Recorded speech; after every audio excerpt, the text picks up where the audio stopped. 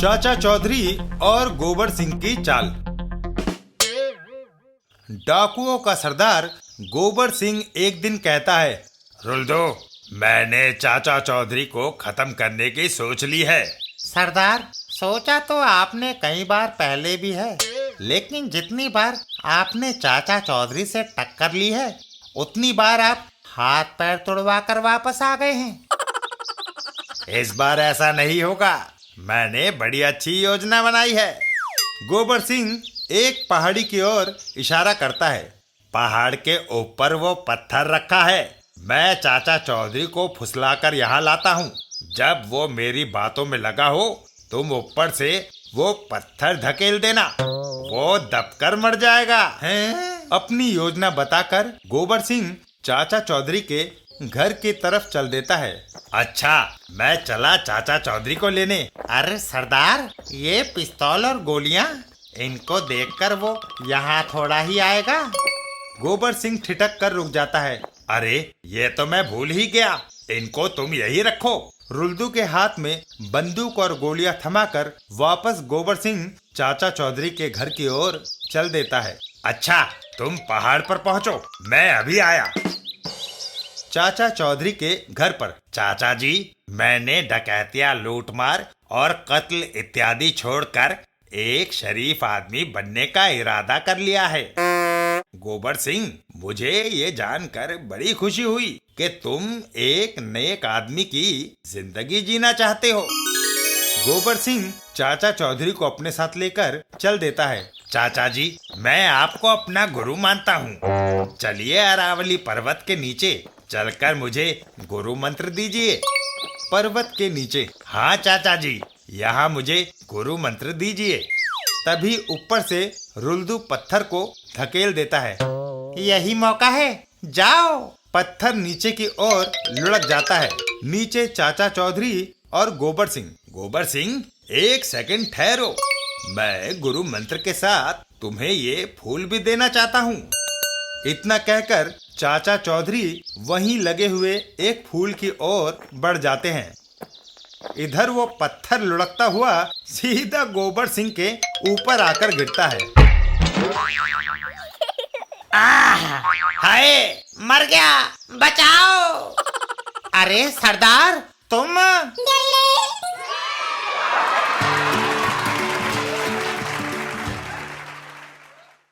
चाचा चौधरी की मूर्ति। एक दिन चाचा चौधरी अपने घर से कहीं जा रहे थे।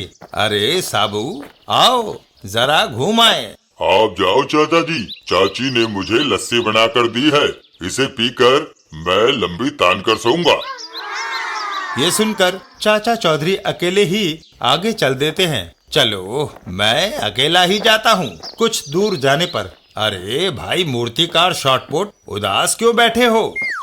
चाचा जी, शहर की जनता ने मुझे आपकी संगमरमर की मूर्ति तराशने को दी थी, जिसे मैं पूरा नहीं कर सका। शाम को जब शहर के मेयर साहब इस मूर्ति को हार पहनाने आएंगे तो मैं क्या जवाब दूंगा? ये सुनकर चाचा चौधरी शॉर्टपुट को सांत्वना देते हैं। फिक्र ना करो शॉर्टपुट, मूर्ति की जगह मैं खुद खड़ा हो जाता हूँ, मुझ पर सफेद रंग पोत दो। ठीक है। और मूर्तिकार शॉर्टपुट चाचा चौधरी के ऊपर सफेद रंग पोतना शुरू कर देता है। थोड़ी देर के बाद, शॉर्टपुट, अब तुम निश्चिंत होकर घर जाओ। मेयर साहब मुझे ही मूर्ति समझकर मेरे गले में हार पहना जाएंगे।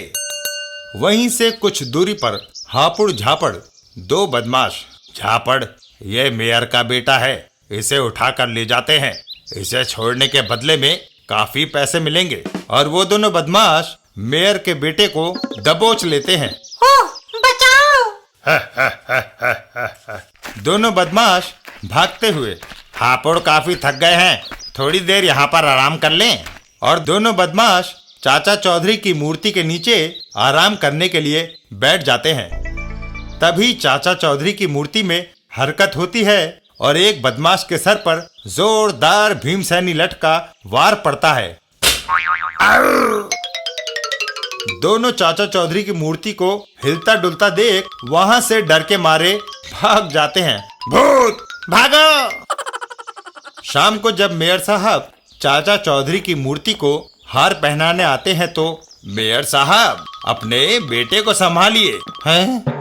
पापा जी, अगर मेरा बेटा ना बोलता तो मैं भी आपको भूत समझकर भागने लगा था चाचा जी। हैं?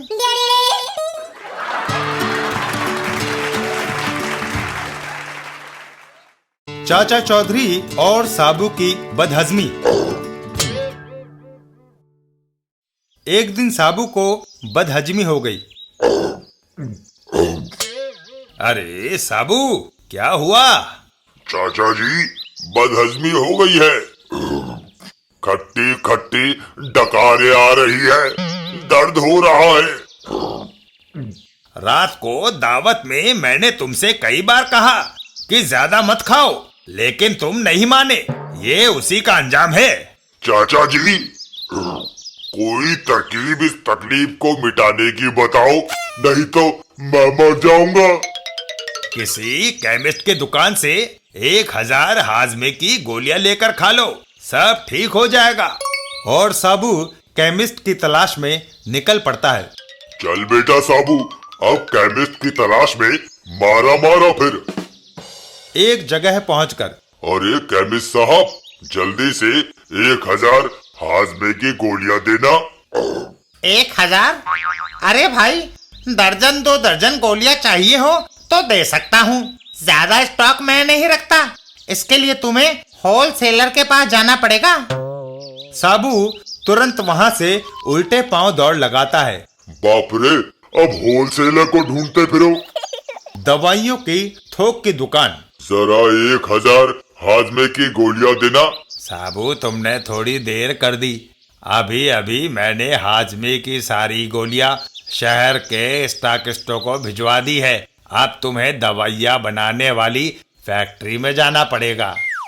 और बेचारा साबू एक बार फिर दवाई की फैक्ट्री की ओर दौड़ लगाता है। दवाइयों की फैक्ट्री तो यहाँ से 10-12 किलोमीटर दूर है। जैसे ही साबू दवाइयों की फैक्ट्री पहुंचता है तो चौंक जाता है। अरे क्या हुआ भाई? दवाइयों की फैक्ट्री में आग लग गई है। लो, मैं पहुंचा भी तो ऐसे मौके पर जब उसमें आग लग गई है। अगर हाजमे की सारी गोलियां जल गई तो मैं मर जाऊंगा। साबू दौड़कर पास की नदी के पास जाता है। गनीमत है कि पास ही नदी बहती है। साबू नदी में से ढेर सारा पानी अपने मुंह में भरता है और फैक्ट्री के पास पहुंचकर उस पर बौछार कर देता है। फैक्ट्री की आग बुझ जाती है। धन्यवाद साबू, तुमने हमारी फैक्ट्री की आग बुझाई। तुम्हें 1000 हाजमे की गोलियां हम मुफ्त देंगे। मैनेजर साहब, अब मुझे उनकी जरूरत नहीं। गोलियों की तलाश में मैं इतना दौड़ा भागा कि सारा खाया पिया हजम हो गया। हैं?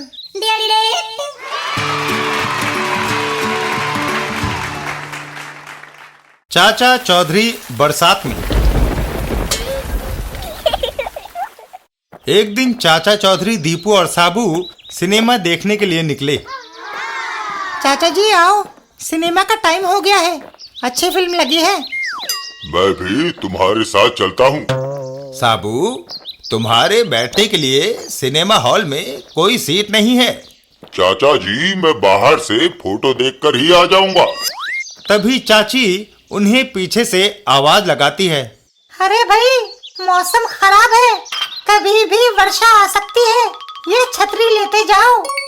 चाचा चौधरी मना कर देते हैं। अरे भगवान, छतरी को हम कहाँ उठाए फिरेंगे, इसे अपने पास ही रखो।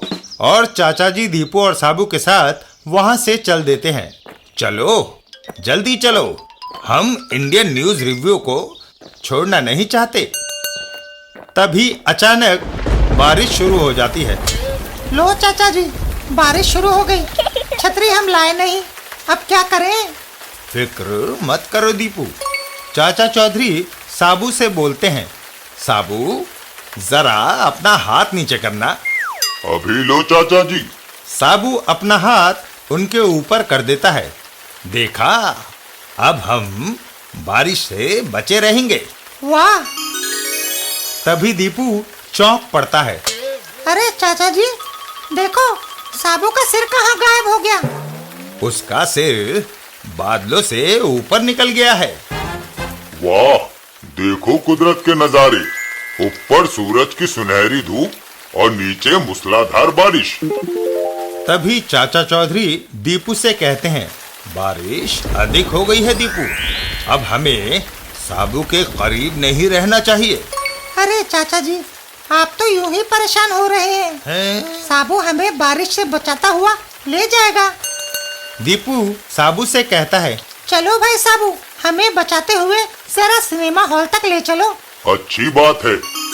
साबू आगे आगे चल देता है और दीपू और चाचा चौधरी उसके हाथ के नीचे चल देते हैं। आप मेरे हाथ के नीचे नीचे चलो। वाह, मजा आ गया।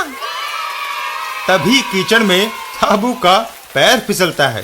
ओह, दीपू बचो, पर दोनों बच नहीं पाते और साबू के नीचे दब जाते हैं। बाप रे, बाप रे, हम साबू के नीचे दब गए। मैंने तुम्हें कहा था ना कि अब साबू के करीब खड़ा होना मुनासिब नहीं। अरे भाई साबू, उठो, हम दब गए हैं। साबू उठकर खड़ा हो जाता है। ओह, मेरा कंधा। हाय मेरी कमर। सिनेमा को गोली मारो। जल्दी से अब घर चलकर चाची से चूना लगवाते हैं। हाय चाचा जी।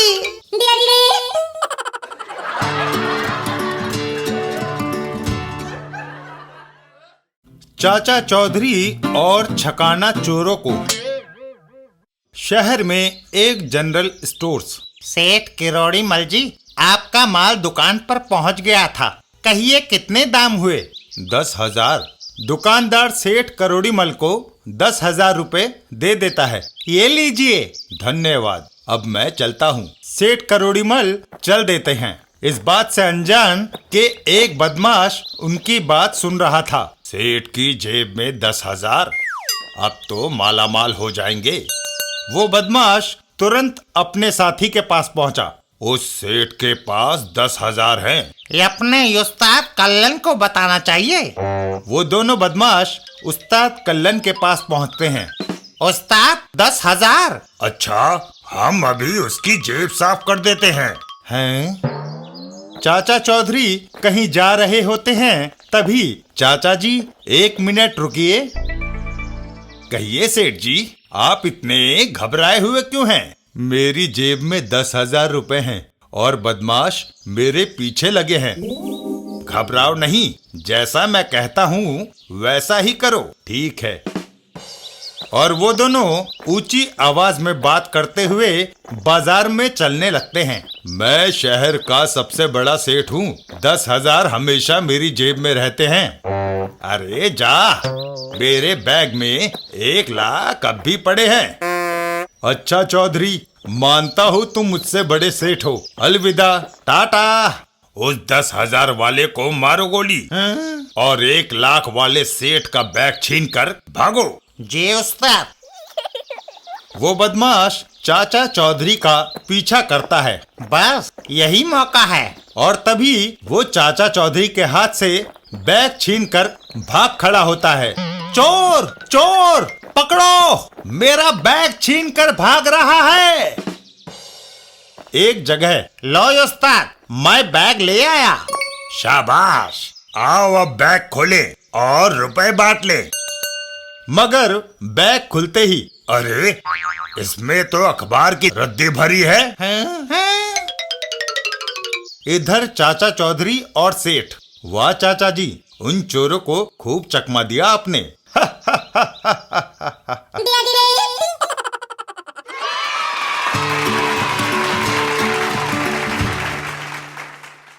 चाचा चौधरी और सबसे बड़ा हीरा। एक दिन चाचा चौधरी और साबू घूमने निकले। वाह चाचा जी, आज कितना सुहावना मौसम है। तभी अचानक साबू को ठोकर लगी और वो गिर पड़ा। ओह, क्या हुआ साबू? मेरे पैर के नीचे कोई गोल पत्थर आया और मैं गिर पड़ा चाचा जी। गोल पत्थर। साबू हाथ में उठाकर वो चीज चाचा चौधरी को दिखाता है। हाँ चाचा जी, ये रहा वो पत्थर। साबू, ये पत्थर नहीं, हीरा है। इतना बड़ा कि मैंने आज तक नहीं देखा। शायद ये दुनिया का सबसे बड़ा हीरा है, कोहिनूर से भी बड़ा। चाचा जी, इसकी कितनी कीमत होगी? अरबों रुपया या इससे भी ज्यादा। तभी अचानक, तो फिर ये हीरा मेरे पास होना चाहिए। इधर लाओ इसे। कौन? हीरो का चोर खपटू। ये हीरा मेरे पास ही आएगा। तुम इसे मेरे हवाले कर दोगे या तुम्हें मारने के बाद मैं इसे जमीन से उठा लूंगा? साबू को गुस्सा आ जाता है। छछूंदर, तेरी ये मजाल, मैं तुझे अभी सबक सिखाता हूँ। नहीं साबू, खून खराबे से क्या फायदा। खपटू को हीरा दे दो, लेकिन जरा आसमान में उछाल कर देना। देखें कि आसमान में इसकी चमक कैसी लगती है। साबू ने वैसा ही किया और हीरा बदमाश खपटू की तरफ उछाल दिया। लो खपटू। पिस्तौल के आगे बड़ों बड़ों के तोते उड़ जाते हैं। हवा में उड़ता हुआ हीरा सीधा खपटू के सर पे आके गिरा। ओह! और खपटू हीरे की चोट से बेहोश हो गया। बड़ा 30 मार खा बनता था। चाचा चौधरी का दिमाग कंप्यूटर से भी तेज चलता है। लेकिन वो हीरा पता नहीं मिट्टी में कहाँ खो गया चाचा जी। अच्छा है साबू, वो हीरा जिसके पास जाएगा उसकी जान को हमेशा खतरा ही रहेगा।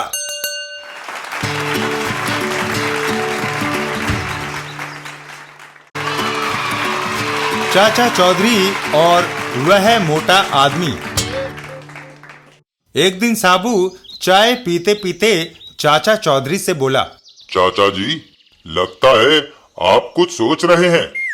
साबू, तेरी चाची ने मेरी ड्यूटी लगा रखी है कि उसके नाश्ते के लिए हर रोज ताजे आम तोड़ कर लाऊं।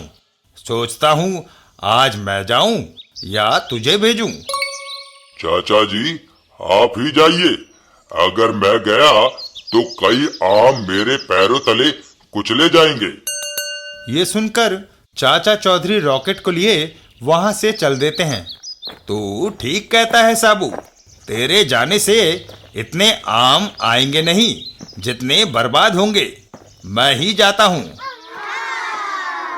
थोड़ी दूरी पर डाकू गोबर सिंह। इस मोटे के साथ जरा दिल लगी की जाए। ये सोचकर गोबर सिंह उस मोटे आदमी को आवाज लगाता है। हे मोटे, इधर आ। अभी आया गोबर सिंह जी। जैसे ही वो मोटा आदमी गोबर सिंह के पास पहुंचता है तो गोबर सिंह चिल्ला उठता है। उई! आप चीख क्यों रहे हैं? कमबख्त, तू मेरे पांव पर खड़ा है। हैं? और वो मोटा आदमी 2 कदम पीछे हट जाता है। मेरा पांव कुचल कर रख दिया। तभी गोबर सिंह के दिमाग में एक योजना आती है। एक आइडिया आया। चाचा चौधरी रोज आम लेने आता है। आज जब वो आम इकट्ठे कर रहा हो तो अचानक ये मोटा ऊपर से उस पर गिर पड़े तो चाचा चौधरी का कचूमर निकल जाएगा। तभी गोबर सिंह को चाचा चौधरी आता दिखाई देता है। मोटे, वो चाचा चौधरी आ रहा है। तू पेड़ पर चढ़ जा। जब वो आम इकट्ठे कर रहा हो तो उस पर गिर पड़ना, समझे? गोबर सिंह के बताए अनुसार वो मोटा आदमी पेड़ पर चढ़कर एक डाल पर बैठ जाता है। चाचा जी, आइए, यहाँ बहुत सारे पके आम गिरे पड़े हैं। तभी वह मोटा आदमी जिस डाल पर बैठा होता है वो उसके वजन से टूट जाती है और वो सीधा नीचे गोबर सिंह के ऊपर गिरता है। मोटे, तूने मेरा कचूमर निकाल दिया।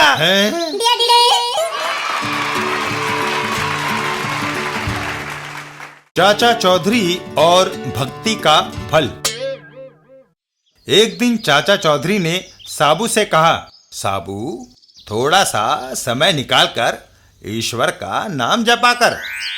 क्या उससे कुछ फायदा होगा चाचा जी? अरे जरूर होगा। एक राम नाम ही तो है जो आदमी के साथ जाता है। ये सुनकर साबू वहां से चल देता है। अगर ऐसी बात है तो मैं अभी खुले मैदान में जाकर तपस्या शुरू कर देता हूँ। और साबू खुले मैदान में समाधि लगाकर बैठ गया।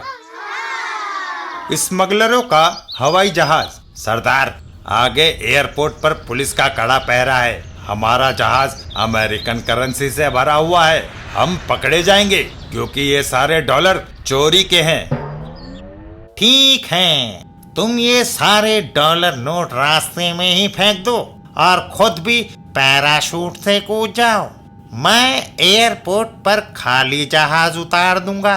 पुलिस को जब इसमें कुछ ना मिलेगा तो वो शक पका जाएगी। बाद में मैं तुमसे आ मिलूंगा। डॉलर की गड्डियों को जहाज से फेंका जाने लगा। जब कुछ गड्डियां साबू पर गिरी तो उसकी समाधि भंग हो गई। डॉलर, चाचा जी ने सच ही कहा था कि ईश्वर का स्मरण करने से फायदा होगा। उधर हवाई जहाज पर बदमाश। सरदार, जरा हवाई जहाज को एक चक्कर खिलाना ताकि मैं भी वहीं गिरूं जहां डॉलर गिरे हैं। सरदार हवाई जहाज को चक्कर खिलाता है और वो बदमाश हवाई जहाज से पैराशूट लेकर कूद पड़ता है और सीधा आकर गिरता है साबू के सिर पर। है? साबू उसे अपनी हथेली में उठा लेता है। वाह भगवान, पहले तुमने आसमान से डॉलर बरसाए और फिर खुद भी दर्शन देने आ गए। मेरी तपस्या सफल हुई। हैं? चाचा चौधरी खाने पर साबू को बुलाने आए तो डॉलर बिखरे हुए देखकर दंग रह गए। डॉलर ये यहाँ कैसे आए? जरूर ये स्मगलरों का काम है। तभी उनकी नजर साबू पर पड़ती है जो एक आदमी के सामने हाथ जोड़े बैठा होता है। वाह भगवान, तेरी महिमा अपरंपार है। अरे ओ साबू के बच्चे, ये भगवान नहीं स्मगलर है। ये सुनते ही साबू उसको अपनी मुट्ठी में दबोच लेता है। स्मगलर, तो चलो इसे पुलिस के हवाले कर दे चाचा जी।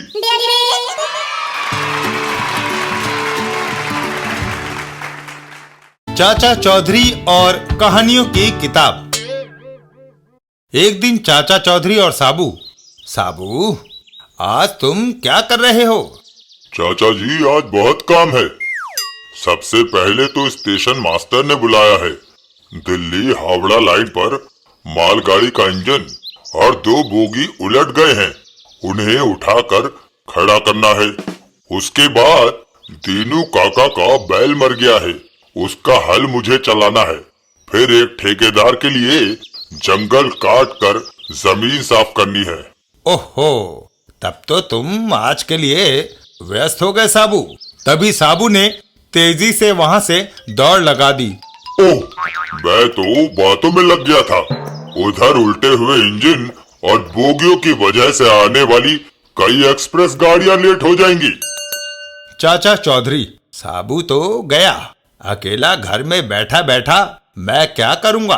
चाचा चौधरी अपनी बुक शेल्फ की तरफ बढ़ते हैं। क्यों ना प्रेमचंद की कहानियां पढ़ी जाएं। है, कहानियों की वह किताब गायब है। भगवान, मैं प्रेमचंद की कहानियों की किताब लाया था, वह कहाँ गई? चाचा जी की आवाज सुनकर बिनी वहां आती है। प्रेमी जी कल आए थे, वह किताब को मांग कर ले गए हैं। वह कह रहे थे कि पढ़कर लौटा देंगे। ये सुनकर चाचा चौधरी घर से बाहर चल देते हैं। प्रेमी जी ने किताब पढ़ ली होगी, मैं खुद ही जाकर उनसे वह किताब ले आता हूँ। प्रेमी जी के घर पर। अरे, तुम कल से यहाँ बैठे लगातार किताब पढ़े जा रहे हो, क्या जिंदगी में और काम नहीं है? प्रेमचंद की कहानियां चाचा चौधरी की किताब है, ऐसा ना हो कि ये अधूरी ही पड़ी जाए और वह मांगने आ जाए। प्रेमी जी की पत्नी एक बॉक्स की तरफ इशारा करती है। प्रेमचंद की कहानियों की एक किताब हमारी पुरानी चीजों के बॉक्स में भी रखी हुई है। चाचा चौधरी की किताब नई है, जबकि हमारी किताब को जगह जगह से दीमक चाट गई है। पुरानी किताब के पन्ने मैले व फटे हुए हैं, छपाई भी अस्पष्ट पड़ गई है। तभी उनको चाचा चौधरी आते हुए दिखाई देते हैं। लो, चाचा चौधरी आ रहा है। शायद वह अपनी किताब वापस लेने आया है। प्रेमी जी के मन में बेईमानी आ जाती है। हम उसकी नई किताब रख लेते हैं, तुम उसे अपनी दीमक की खाई हुई पुरानी किताब देकर टरका देना। और चाचा चौधरी को प्रेमी जी की पत्नी ने दरवाजे पर ही रोक लिया। अपनी किताब लेने आए हो, ये लो। मगर मेरी किताब तो नई थी। प्रेमचंद की कहानियाँ, यही थी ना तुम्हारी किताब? यही है वह पुरानी किताब ले गया। वाह, कमाल कर दिया तुमने, तभी तो तुम्हारा नाम सरस्वती रखा है। इधर चाचा चौधरी हाथ में पुरानी किताब लिए हुए वापस लौट रहे थे। भाई साहब, क्या आप ये किताब बेचेंगे? इसे तो कोई रद्दी वाला भी नहीं खरीदेगा। लेकिन मैं पुरानी किताबें एकत्र करने का शौकीन हूँ। ये किताब मुंशी प्रेमचंद की पहली किताब है और इस पर लेखक के हस्ताक्षर तिथि सहित हैं। वो आदमी जेब से एक नोटों की गड्डी निकालकर चाचा चौधरी के सामने रख देता है। यह लो 5,000 रुपए। यह किताब मेरी हो गई, तुम नहीं खरीद लेना।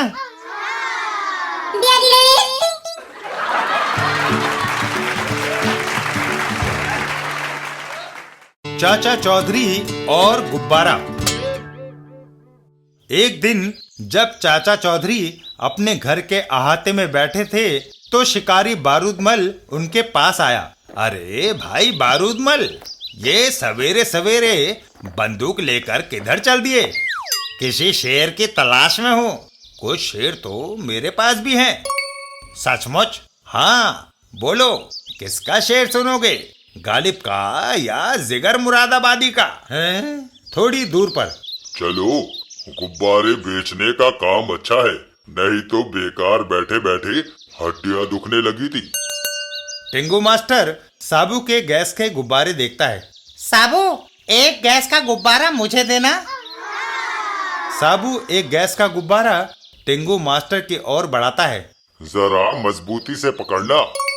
टिंगू मास्टर गुब्बारे को थाम लेता है, मगर अरे, ये गुब्बारा तो मुझे उठाए लिए जा रहा है। और इससे पहले कि साबू कुछ समझ पाता, टिंगू मास्टर गुब्बारे समेत हवा में उड़ता चला गया। बाप रे, मारे गए, बचाओ। साबू बेबस सा खड़ा टिंगू मास्टर को हवा में उड़ते हुए देखता है।